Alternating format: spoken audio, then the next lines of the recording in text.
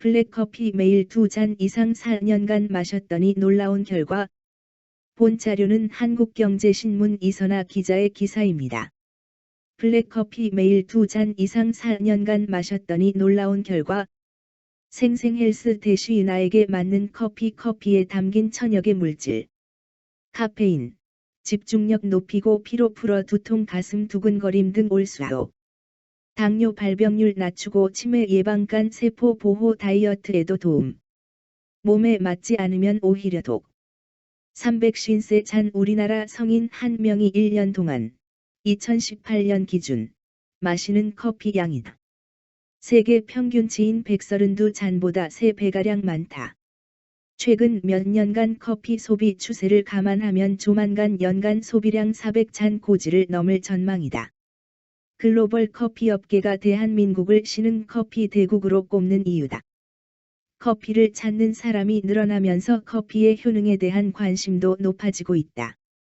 커피를 마시면 암 당뇨 예방에 도움이 된다는 연구 결과가 있는가 하면 반대로 건강을 해칠 수 있다는 의견도 나온다. 커피를 언제 마시느냐, 원두를 어떤 방식으로 추출하느냐에 따라 효과는 천차만별이다. 커피의 성분과 건강에 미치는 영향, 커피의 효능을 극대화할 수 있는 방법에 대해 살펴봤다. 커피는 노화 억제 음료. 커피는 카페인 음료의 대표 주자다. 중추신경계 자극제인 카페인은 적정량을 섭취하면 집중력을 높여주고 피로를 줄여준다. 식품의약품안전처의 권고량은 성인 기준으로 하루 최대 400mg이다. 일반적으로 에스프레소 한 잔에 들어있는 카페인 양은 35mg이다. 에스프레소는 볶은 커피 원두에 뜨거운 물을 넣고 높은 압력으로 뽑아내는 방식이다.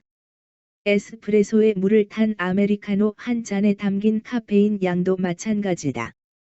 다만 아메리카노에 에스프레소를 2잔 넣었다면 카페인 양은 70mg으로 뛴다.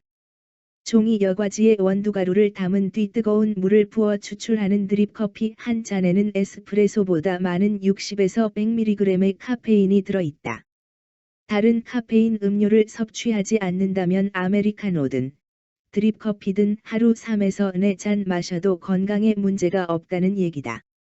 이보다 많은 카페인을 섭취하면 스트레스 호르몬인 코르티솔 수치가 과도하게 높아진다. 두통, 가슴 두근거림, 속쓰림 등이 나타날 수 있다. 커피에는 카페인 외에도 천여 가지 물질이 들어있다. 항산화 물질인 폴리페놀이 대표적이다. 인체는 과다한 스트레스를 받으면 활성산소, 유해산소를 만든다. 활성산소가 지나치게 많아지면 정상세포를 공격해 노화 등을 촉진한다. 폴리페놀은 이 활성산소와 결합해 노화를 억제한다.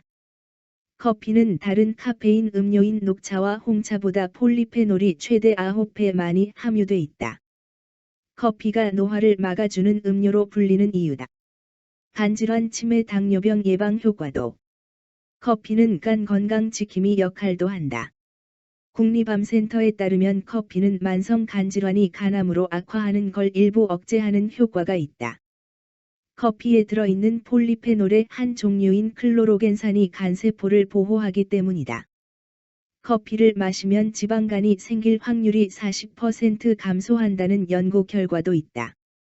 꾸준히 마시면 치매 예방 효과도 있다. 미국 위스콘신대 연구팀은 매일 200mg 이상 카페인을 섭취한 집단이 이보다 적게 섭취한 집단보다 치매에 걸릴 위험이 36% 낮다는 연구 결과를 발표했다. 커피의 폴리페놀 성분이 뇌의 노화를 방지해 치매를 예방해준다는 설명이다. 당뇨병 예방 효과도 있다. 강릉아산병원의 오미경 김하경 가정의학과 교수팀은 2003년부터 11년간 이 병원 건강검진센터에서 당뇨 전 단계 판정을 받은 3,497명을 평균 3.7년간 관찰했다. 그 결과 크리머나 설탕이 들어있지 않은 블랙커피를 매일 2잔 이상 마신 집단의 당뇨 발병률은 9.9%였다. 커피를 아예 마시지 않거나 매일 한 잔 정도 마신 집단의 당뇨 발병률 12.1%보다 낮았다. 미국 하버드대 연구팀 역시 커피를 하루 한 잔 이상 마신 사람은 2형 당뇨 발생 위험이 11% 줄어든다는 연구 결과를 발표했다. 커피는 다이어트에도 효과적이다. 커피의 대사를 촉진하는 성분이 들어있어 체지방 감소를 돕는다. 노상규 창원대 식품영양학과 교수팀은 매일 커피를 1에서 2잔 마시면 소장에 흡수되는 콜레스테롤과 중성지방을 30% 억제할 수 있다는 연구 결과를 내놨다. 노 교수는 커피는 혈중 콜레스테롤과 중성지방 수치를 떨어뜨려 심혈관 질환을 예방하는 데 도움이 된다고 말했다. 유산소 운동을 하기 전 카페인을 섭취하면 지방 대사를 촉진해 운동 효과를 극대화할 수 있다. 콜레스테롤 수치 높으면 드립 커피로. 이런 긍정적인 효능 덕분에 커피는 현대인의 생명수로 불리지만 무턱대고 마시면 오히려 독이 될 수 있다. 고지혈증 환자라면 커피에 들어있는 지방 성분인 카페스테롤을 최대한 걸러낸 뒤 마셔야 한다. 커피에는 포화지방산과 콜레스테롤이 없지만 카페스테롤이 간에 들어가면 콜레스테롤로 바뀐다. 이런 사람은 가능한 한 드립 커피를 마셔야 한다. 커피를 여과하는 과정에서 카페스톨, 카페올 같은 오일 성분이 걸러지기 때문이다. 반면 간에 문제가 있다면 커피의 오일 성분이 도움이 된다. 이들 성분은 간에 생기는 염증을 억제해준다. 종이 여과지를 쓰지 않는 에스프레소나 아메리카노 커피를 마시는 게 좋다. 단 너무 많이 볶지 않은 원두를 사용해야 한다. 간세포 보호의 주역인 클로로겐산은 열에 약해 너무 많이 볶으면 사라질 수 있어서다. 골다공증이 신경 쓰인다면 커피에 우유를 넣은 카페라테가 좋다. 일반적으로 카페인을 과다 섭취하면 칼슘 배출량이 늘어나면서 골밀도가 감소한다. 줄어든 칼슘을 보완하려면 커피에 우유를 넣으면 된다. 우유 대신 크리머를 넣는 것은 좋지 않다. 크리머는 식물성 오일의 불포화지방을 인위적으로 포화지방으로 바꾼 것이다. 많이 섭취하면 체내에 콜레스테롤이 쌓인다. 당뇨 환자 역시 크리머, 시럽 등을 넣지 않은 블랙커피를 마시는 게 좋다. 아침 공복 섭취는 피해야. 커피 건강학에 대한 연구는 현재 진행형이다. 몇몇 지점에선 건강에 좋은지, 나쁜지를 놓고 치열한 논쟁이 계속되고 있다. 임신부가 대표적이다. 미국 국립의료원 NIH에 따르면 하루 평균 커피 반 잔에 해당하는 카페인을 섭취한 임신부는 다른 임신부보다 더 작은 아기를 낳았다. 하지만 카페인을 하루 200mg 이내에서 섭취하면 태아의 건강에 위협적이지 않다는 연구 결과도 많다.